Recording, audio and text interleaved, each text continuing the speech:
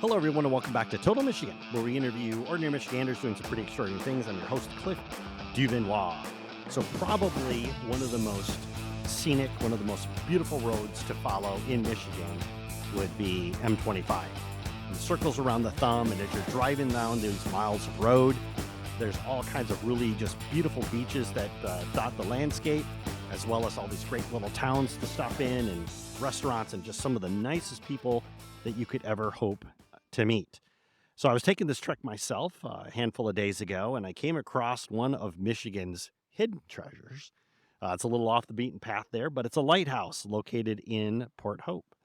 And when I stopped in and I said, hey, let's talk about this, they were more than happy to open up their doors and let us in, which is great, because I know that for anybody to rebuild and maintain a lighthouse museum, it actually takes an army to do so. So talking to the organization about that, today we've got Mimi Herrington, president of the Pointe Aux Barques Maritime Museum. Mimi, how are you? Fine, thank you. And we got Lighthouse Larry, director at the Pointe Aux Barques Maritime Museum. Larry, how are you? I'm doing great. Beautiful Excellent. day. So why don't you tell us, what is the Pointe Aux Barques Maritime Museum? It started out as the lighthouse because the life-saving station, which was also here, was moved off-site for a long time. But from about the late 1950s on, the whole area became called Lighthouse Park. And it was a county park after the federal government gave all this land to Huron County. So the lighthouse was here. It sat empty for probably several decades until the early 2000s, when a group of people got together and wanted to maintain and restore the lighthouse and the lighthouse keeper's house. The lighthouse keeper's house got turned into a museum and was open to the public starting around 2002. But it's always been a wonderful place for people to come. There's a lot of land. There's a playground, so people come and picnic and just walk around and enjoy the beautiful view. But then over the last over 20 years, there's now been the Lighthouse Museum to visit. And then in 2017, the life-saving station was moved back here. And it's not in the spot where it was, and I can tell you a little bit more about that, but it's back, and we're trying to get it restored and open to the public also. So we have the lighthouse, the whole lighthouse establishment, and then the life-saving service building. And Mimi, so why don't you tell us a little bit about, where are you from? Where did you grow up? I grew up in Bad Axe, graduated from Bad Axe High School, and then I went away for, over 25 years or so, was just working elsewhere. And then in 2003, I moved back to take a job at the Bad Axe Library. And I've been back ever since, and I'm really glad that I am out of the rat race and enjoying where I grew up. Now, did you move out of state? Yes, I was mostly in Chicago. Oh, okay. So that must have been quite a switch coming back from Chicago to Bad Axe. Well, but I'm used to Bad Axe in Port Austin, so it was always, I came back a lot to visit, and so it was definitely coming home, Yeah, I have a theory about that, in that, because I lived outside of the state for a number of years, and I never understood California crazy. But I understand Michigan crazy, right? So when I moved back here, it was very easy just to slide back into that Right. routine. So I definitely understand where you're coming from. Larry, why don't you tell us a little bit about where you're from? Where'd you grow up? I grew up in a little town on Anchor Bay called Fairhaven. We live in New Baltimore now, which is just down the road. So I didn't move very far over the years. Got involved with the lighthouse here back in 2023. And they needed help painting the inside, so I volunteered for that, and I've been here ever since. Oh, 2003, right? 2003. Oh, 2003. Okay, gotcha.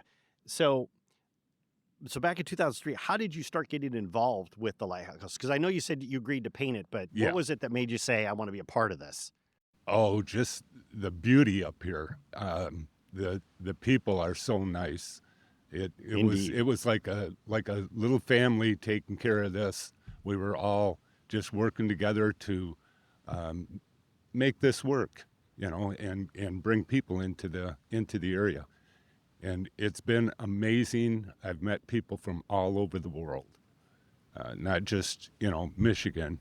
They come from all 50 states. They come from all different countries. It's been great. And so let's take a step back here for a second, and I should have pursued this earlier. When was the lighthouse established here? Let's talk about the history of the lighthouse. 1857. 1857, okay. Yep. The first lighthouse was placed here in 1847, and it was lit in 1848. It was a smaller lighthouse, and they just made it out of materials that they found up here. I think by the time they got up here, they were low on cash. So it was built very poorly and falling apart within 7-8 years. And they realized they had to take it down. In fact, the last keeper that was there was written up a couple of times for not having the light lit. And his explanation was, I'm not going to risk my life going up there if it isn't needed. So they realized then that they had to do something. And they built the 1857 light in 9 months. Whoa. Yeah. They had a crew up here. They brought all this brick. There's actually 2 walls to the lighthouse. When you look at it, you can kind of vision that there's an inside wall also. And all that brick was brought in from Milwaukee. And they had to row out, fill up the rowboat with brick, and row back in. So it was a job. So they brought the brick up on a boat, Yep. I assume, or a ship, On a ship. and just anchored it off, and then Right. oh my goodness, had to There bring that were, in. there probably weren't. There might have been 1 or 2 roads at that time in 1857. This was just covered with trees, and it was not at all settled. You had to go by boat.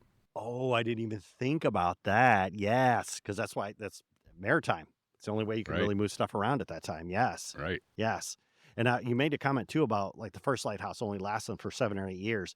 And I think it's really easy to forget that these lighthouses take a pounding. Because They we sure have do. these storms that are on the Great Lakes, and we hit the Great Lakes, and we think about that, but they also hit the lighthouse too, which if they're not built, like you said, out of brick, Right. they would get torn to shreds. Right.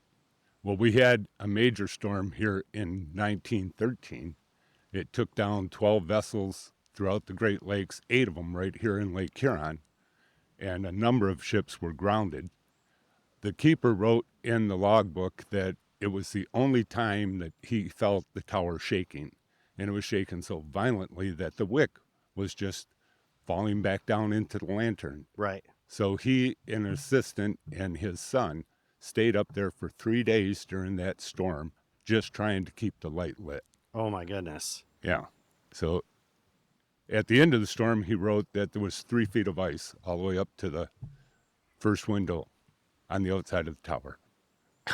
Man, that you had to be had made been of a storm. sterner stuff to be a lighthouse keeper. Yes. Yes. Yes. And so the lighthouse is active, and I know over the years it's gone through, changes, like you were talking about the wick before, Mhm. and then eventually got wired for electricity.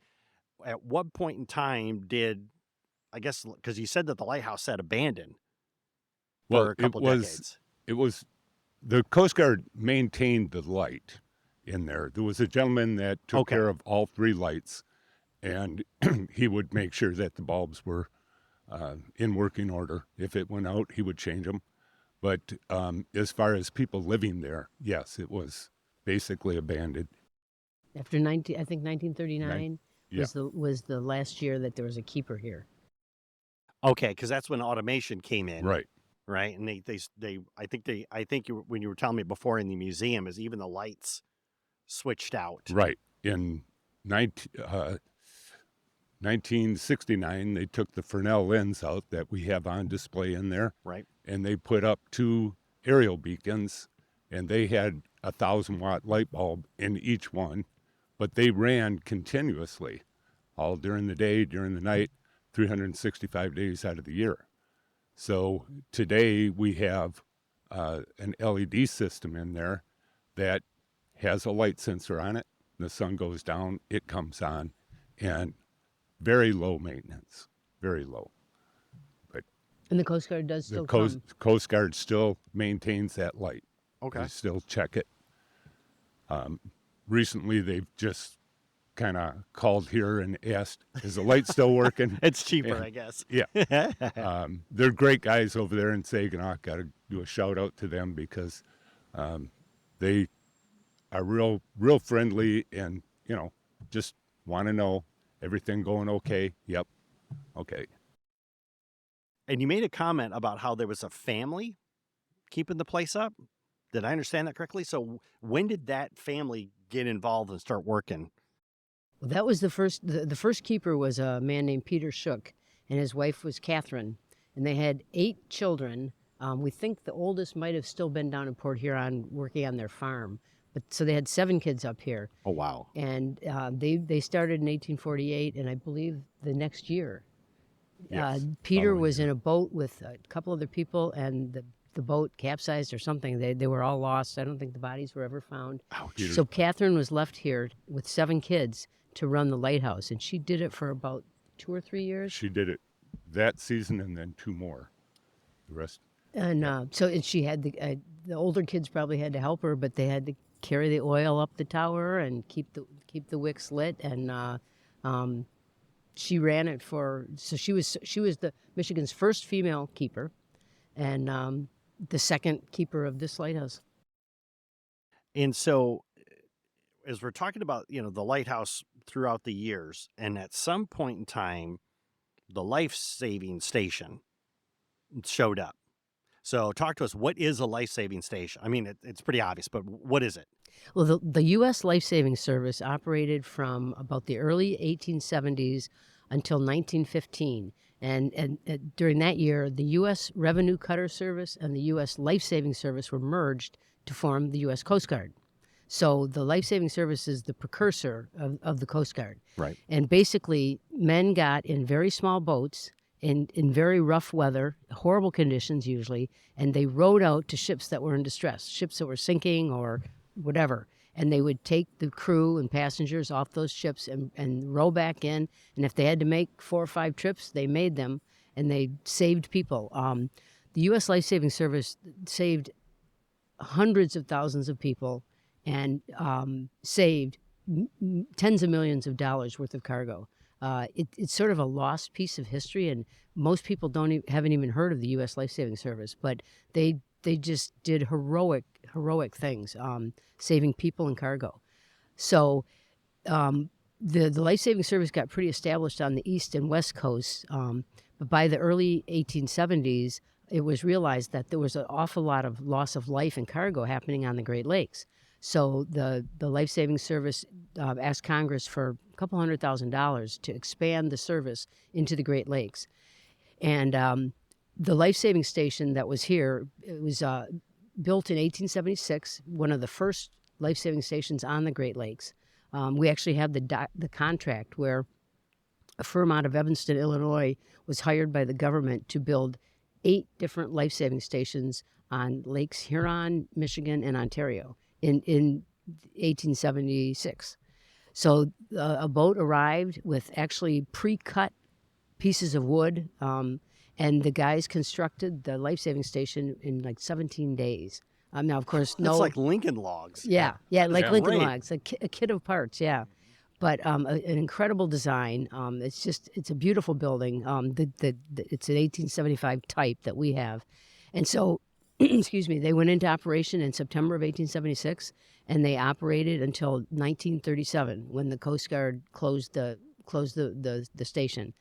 It sat about 300 yards down the shore, and so it's a totally separate entity from the lighthouse establishment. But the 2 groups collaborated. They'd have dinner together sometimes.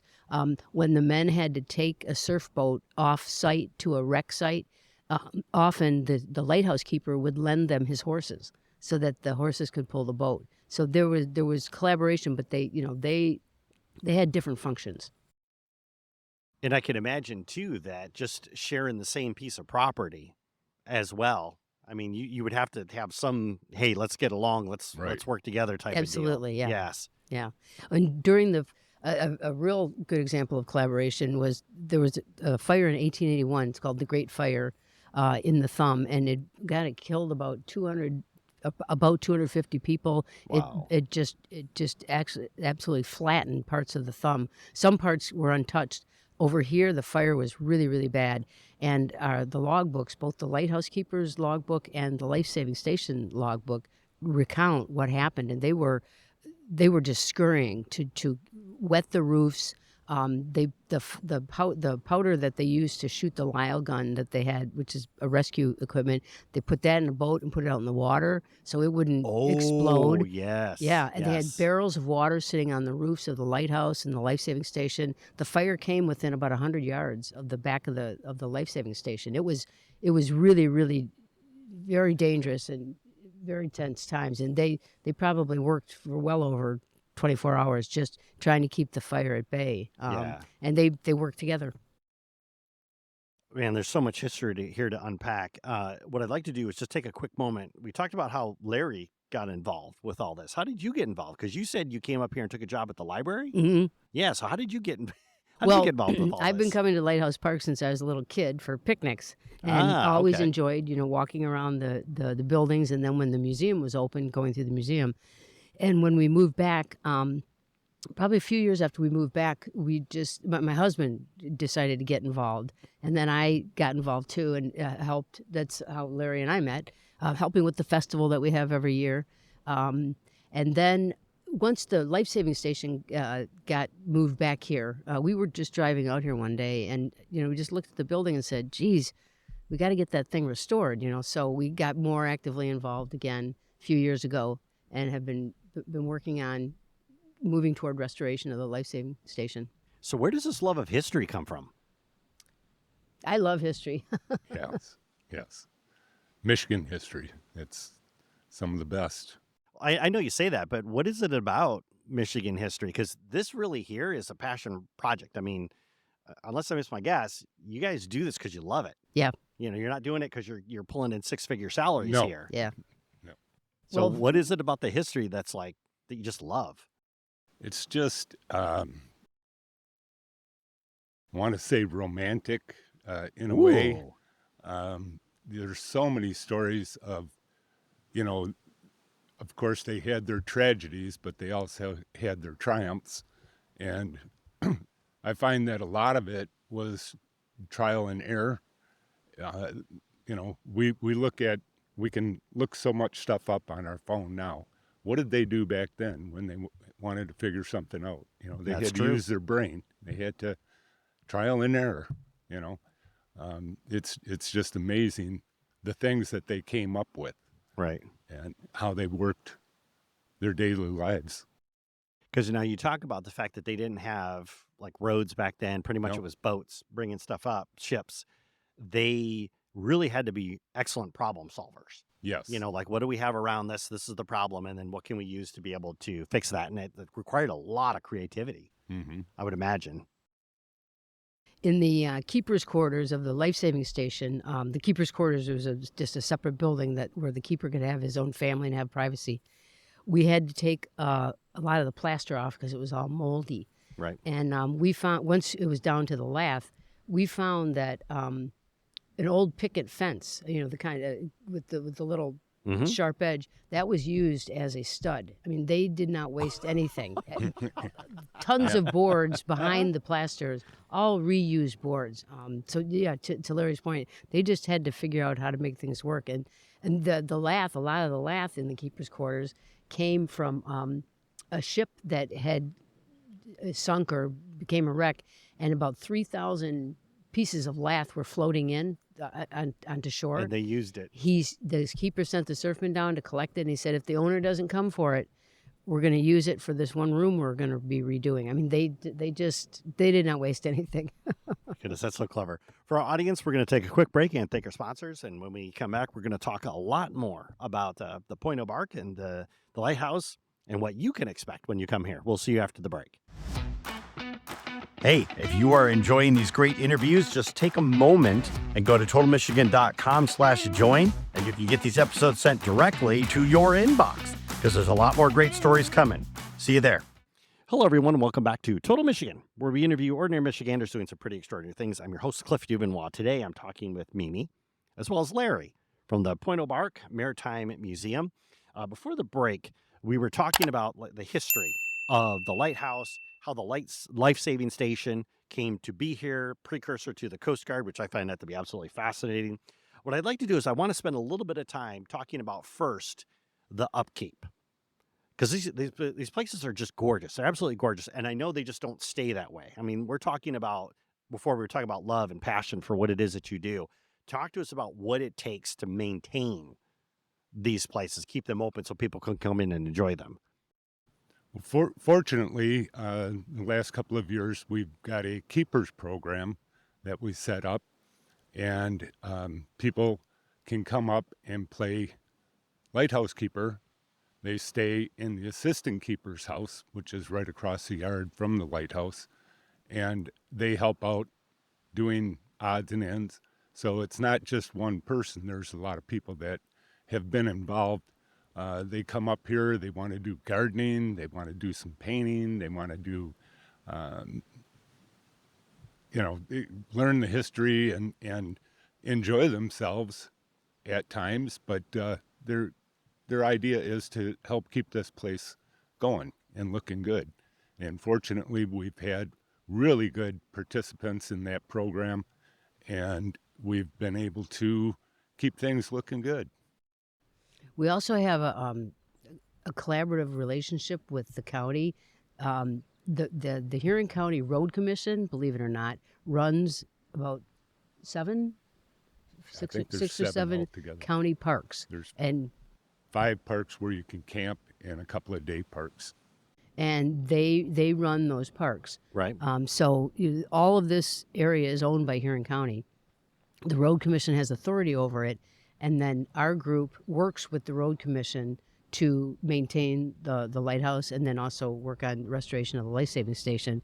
So, for example, I can't remember the last time the tower got painted, but the Road Commission took care of that, I think, and then we slowly paid them. We had to pay them back, Right. because we're raising revenue by selling tickets to the museum and that sort of thing. So we have this collaborative relationship where sometimes they'll take care of an issue, and then we help pay for it, or outright our group replaced all the windows in the assistant keeper's house. Was built in 1908, and the original windows were in there. And when we started the keeper program, we got some reports of some pretty rattly windows at night when the wind came up. So our group replaced all the windows a couple years ago. So we're always in discussion with the Road Commission as to things we'd like to do. For example, we had a fundraiser to paint the top of the tower that bright red, and we almost paid for it totally out of donations. Nice. To have that done. So we work with the Road Commission to keep improvements going on the buildings. So now I'm intrigued about this assistant keeper program. Talk to us a little bit more of that. I mean, it sounds like you actually get to stay here. Is it for like a Yes. week? Is it a month? Is it a summer? How does that work? Well, we've got it set up for a week at a time right now. Some people have come back following years. We've had just last week, it was their 3rd time up here. Oh, wow. Yeah. So we try to keep it to a week so that more people can enjoy this. And Mimi takes care of that. She can tell you by December? Yeah.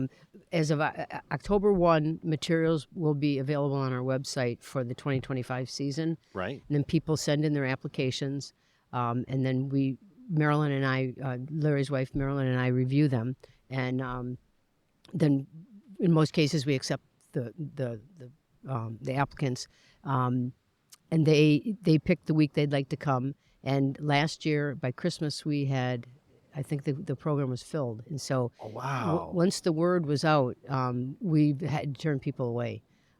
It's very, very popular. I think there are maybe, I don't know, 8 or 10 lighthouses or somewhere around that number in the state that have a keeper program. Okay. Yeah, and it goes from you bring your own RV to, Right.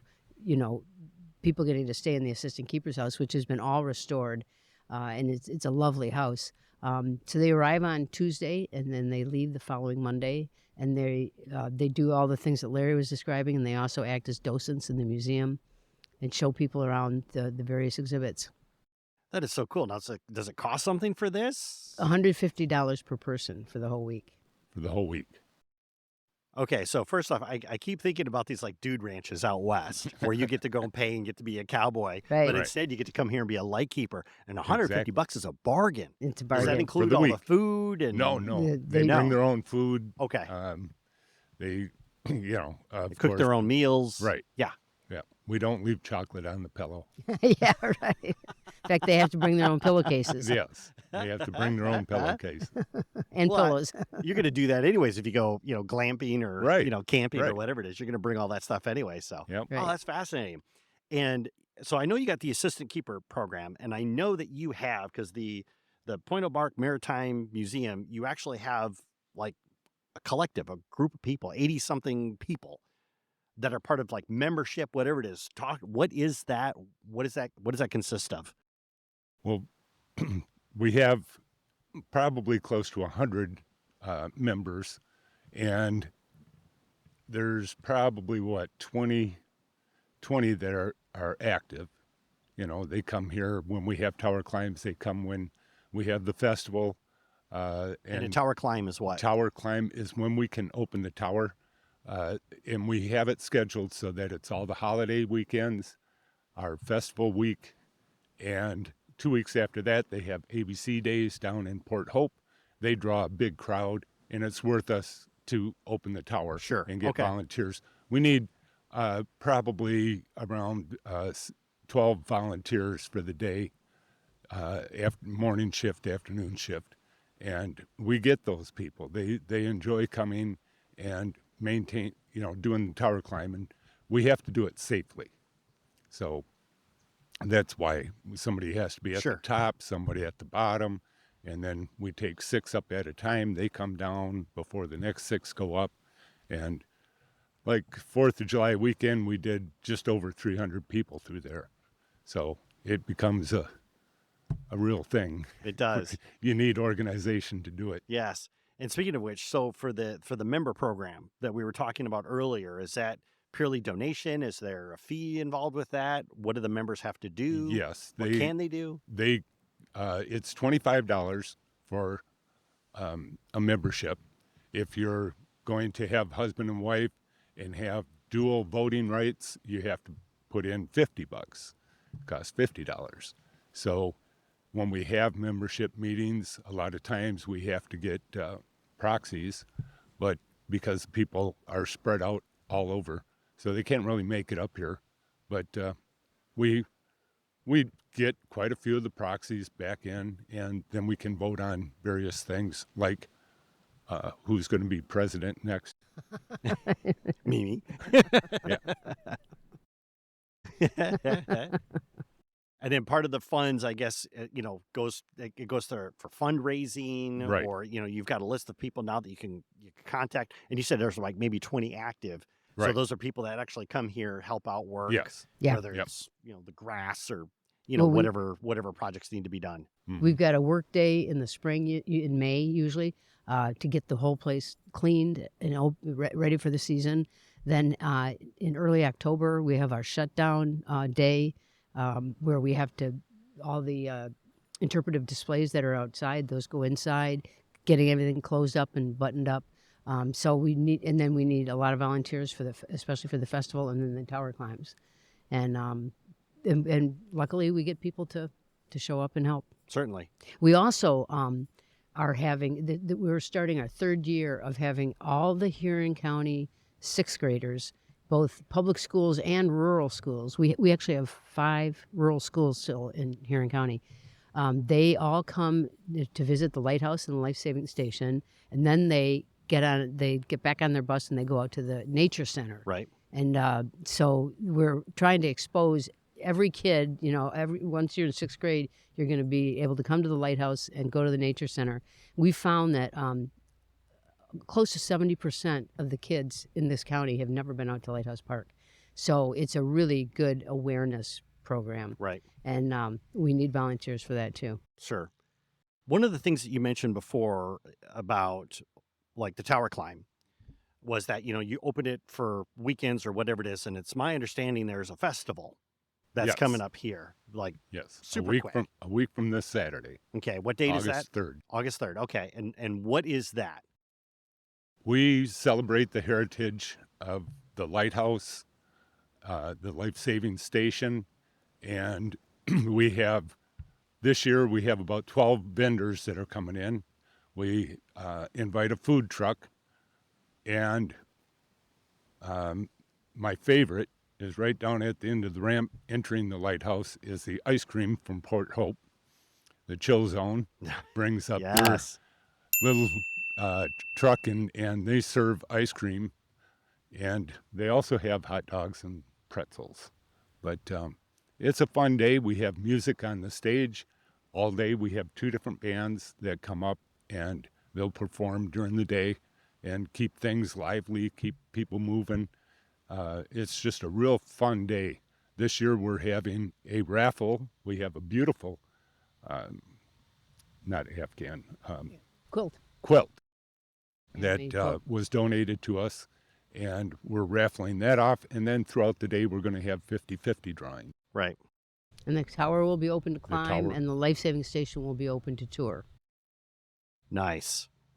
And now, so is that something that people just show up and can take advantage of? Mm-hmm. Okay, perfect. Wonderful. Free. Yep, from Okay. 10 till about 4:30. All right, perfect. Yep. And so the next question I got for you is that, because I know like we were talking a little bit before, and I want to go back and kind of hit on this, is, the restoration of, the buildings that are going on. You talk about the life-saving station, whatever it is. This is actually something that you're working with the state on to Correct. restore the building. So talk to us a little bit about that process and how that works. Well, the life-saving station was moved off-site in 1959, and it went to Huron City, just down the road, where it was opened as a museum and operated probably till about the late 90s. So it hasn't really gotten any, strong maintenance in probably the last 20 or 30 years. So it was moved back here in 2017, and it's been sitting at both buildings, the keeper's quarters and the station house, have new roofs. Right. But that's basically all that's been done to them. So over the last it's hard to believe it took 3 years for us to complete what's called a historic structure report. And you really kind of need that in the preservation world. You need that kind of a report to then go look for funding for restoration. The state looked at 3 different drafts of the report and gave us comments, and we incorporated their comments, and they signed off on the report in June. So now we're starting to look into possible funding sources from either the state or private foundations, anywhere we can find funding. It's probably going to cost a little over $1 million to restore both buildings, and we're currently awaiting drawings and specifications for restoration of the exterior of both buildings. But we have a big job ahead of us. Oh, I bet. And it also seems like too that the state of Michigan itself really has a concerted effort to preserve, history, to preserve, the buildings. And I know that there's like an entire organization that's just completely dedicated to that and helping to provide tax credits or tax incentives for people to restore Yes. these old buildings versus just knocking them down and throwing up something new. Right. And we're going to be looking at every possible source of funding that we can. There are a lot of in the life-saving station world. There are so many. There were probably somewhere between 250 or 280 life-saving stations at the height of the life-saving service or the Coast Guard, and many, many, many of them are gone. We know of one up near Alpena where in 1964, the exact same building we have, the same style, it was burned down by the DNR. I assume they did that because they didn't want it to be, an invitation to trespass or that sort of thing. But that's not the way we think now. But so many buildings are just gone, and so we feel really lucky to still have such an old building, such an early example of life-saving station architecture. So we're very excited to get it restored. Sure.